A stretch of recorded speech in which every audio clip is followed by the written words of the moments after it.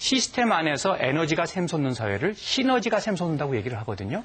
우리가 흔히 시스템 하면은 무슨 도로가 제대로 닦여 있고 또 건물이 제대로 올라가고 또는 뭐 제도, 환경 이런 게 제대로 갖춰지는 걸 시스템이라고 생각하기 쉽지만 보다 더 질 높은 시스템은요. 우리들의 의식과 관행이에요. 의식과 관행이 선진화되어 있다면 그래서 내가 더 이상 남에게 불편을 끼치는 일 조금 전에 말씀드린 것처럼 등산을 하고 내려와서 버스 안에서 등산화를 벗고 있는 그런 행동을 하게 되면은 나는 좀 편할지 모르지만 내 마음이 너무 불편해서 또는 사회적으로 도저히 용납이 되지 않는다는 그런 시스템이 관습과 또는 의식이 형성이 되어 있다면은 그럼 모든 사람들이 행동하는 것이 다른 사람들에게 유익을 끼칠 수 있을 것이다. 경제학에서는 이런 걸 가지고 외부 경제라고 합니다. 외부 경제가 발휘되는 그런 사회를 만들면 얼마나 좋을 것인가. 지금 여러분들하고 하고 싶은 이야기는 이렇게 여러분들이 열심히 살고 제가 열심히 살지만 그 혜택을 많은 사람들하고 같이 누리게 되는 그런 살맛 나는 세상에 대해서 이야기를 나눠볼까 합니다. 야구는 투수와 타자가 하는 게임이지요. 이제 타자 이야기를 하나 하려는데 얼마나 아프겠어요. 저게 특히 프로 선수들의 게임이라면은 이거를 던지는 공이 얼마나 빠르겠어요. 저 빠른 공이 저렇게 와서 몸에 닿는다면 저 굉장히 아픈 겁니다. 제가 저 그림을 보여드리는 이유는 이런 겁니다. 우리는 돈을 많이 벌고 싶어 해요. 빨리 성공하고 싶어 합니다. 남 앞에서 출세하고 싶어 합니다. 그래서 막 빨리 달려갈 생각만 했지 나한테 어떤 위기가 닥치는지를 미처 생각하지 못하는 거예요. 위기에 대처하지 못한다면은 내가 아무리 많이 돈을 벌어도 내가 아무리 출세를 해도 아무 소용이 없는 거죠. 우리가 생각할 수 있는 기본적인 그 위기는 어떤 게 있을 수 있을까요? 어떤 게 있을까요? 위기 한번 생각해 보세요. 교통사고. 사람이 죽는다.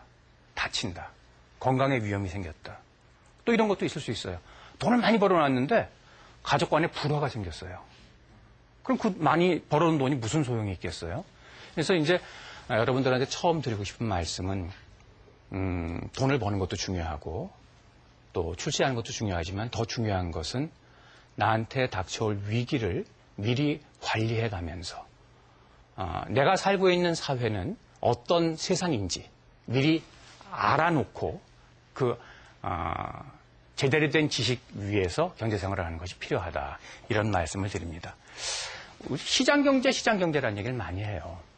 시장경제가 무엇인지 한번 생각을 해보면은 우선 자유로운 경쟁 속에서 경쟁을 하면서 시장 안에서 가격이 형성되는 그런 경제를 가지고 시장경제라고 합니다. 누군가 똑똑한 사람이 있어가지고 왜 사이다 값이 그렇게 비싸야 돼? 왜 아이스크림 값이 그렇게 비싸야 돼? 해서 자기가 가격을 결정해 놓는다면은 물건을 만드는 사람 또는 물건을 쓰는 사람들이 자유롭게 선택을 할 수가 없어져요. 그래서 그 자유로운 선택이 가로막히게 되면은 경제가 발전하지 못합니다. 그 사람 한 사람의 머릿속으로만 경제가 고정이 돼버려요. 그런데 우리 사회에는 참 다양한 사람들이 살고 있고 다양한 사람들이 물건을 만들어내고 다양한 사람들이 소비 생활을 하고 있습니다. 어떤 사람은 동네 슈퍼에서 아이스크림 사 먹기도 하지만 어떤 사람은 한여름에 쨍쨍 햇볕이 쬐는 동해안 바닷가에서 너무 더워서 아이스크림 하나 사 먹으려는 사람도 있어요. 그 사람은 아이스크림 한 개에 예를 들어 1,000원이라 그런다면은 바닷가에서 너무 땀을 많이 흘리다가 10,000원의 아이스크림 하나라 그래도 사 먹고 싶은 생각이 들지 않겠습니까? 그런데 누구든지 아이스크림 한 개는 예를 들어서 500원에 팔아야 돼 하면은 어떤 사람이 그 햇볕이 쨍쨍 내리쬐는 바닷가에 아이스크림 갖고 가서 500원에 팔고 싶겠어요. 그러니까 그 파는 사람과 사는 사람들이 자유롭게 서로 생각해가면서 가격을 결정하는 사회. 그런 사회가 바로 시장 경제다. 이런 말씀을 드리고 시장이라는 게 뭔지에 대해서도 한번 말씀을 드리고 싶어요. 시장이라는 것은 선사시대 이래로 우리가 이제 내가 쓰고 남은 것을 물물 교환하게 됐을 때서부터 그 물건을 내다 놓고 팔았던 곳이 바로 시장이에요. 그러니까 지금 이제 많은 사람들이 시장 경제를 하지 않는 나라들도 있다. 이런 생각들 많이 하게 되기 쉽거든요. 예를 들자면 뭐 북한이라든지 또는 뭐 쿠바라든지 이런 나라들은 시장 경제가 아니라 계획 경제하는 게 아닌가 이런 생각을 하기 쉽지만 계획 경제라는 건 특히 일정 부분에서만 계획 경제를 하는 거예요. 북한도 기름 한 방울 나지 않는 땅인 건 틀림없는 사실이죠. 북한에서 자동차를 움직이려면 휘발유가 필요하죠. 그 휘발유는 어디서 사오겠어요?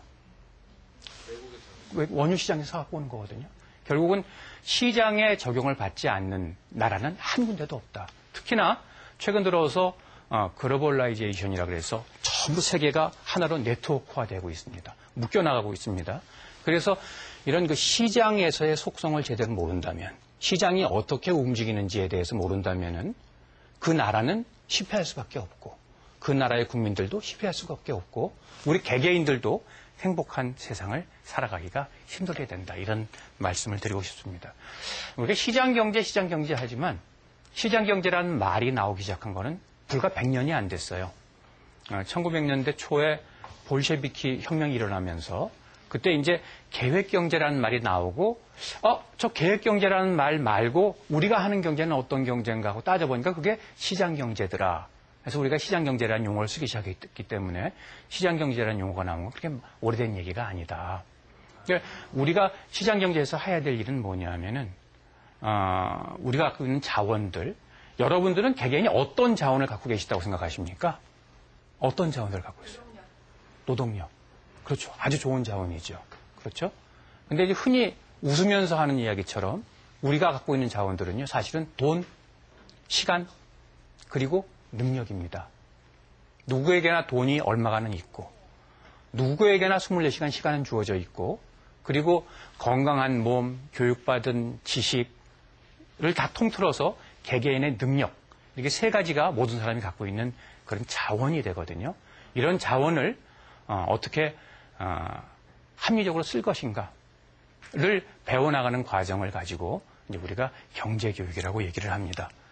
경제교육의 기본 목적이라는 것은 우리 개개인이 물론 이제 직장에서는 상사가 있을 수도 있고 부하 직원이 있을 수도 있고 또 나라인 대통령도 있고 또 어린아이까지 다 있지만 개개인이 스스로에게 주인이 돼서 그걸 우리 셀프 리더라고 얘기할 수 있는 거거든요.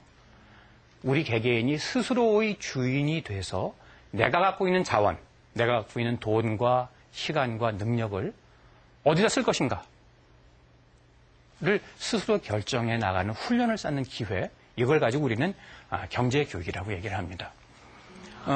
결국은 우리 생활 속에서 부딪히는 다양한 경제 문제를 어떻게 해결할 것인가. 우리 경제 문제 하면 흔히 무슨 돈을 어떻게 벌 것인가만이 경제 문제라고 생각하기 쉬운데 그렇지는 않습니다. 잠을 자고선 눈을 딱 뜨면은 바로 지금 일어날 것인가, 아니면은 5분 더 잠을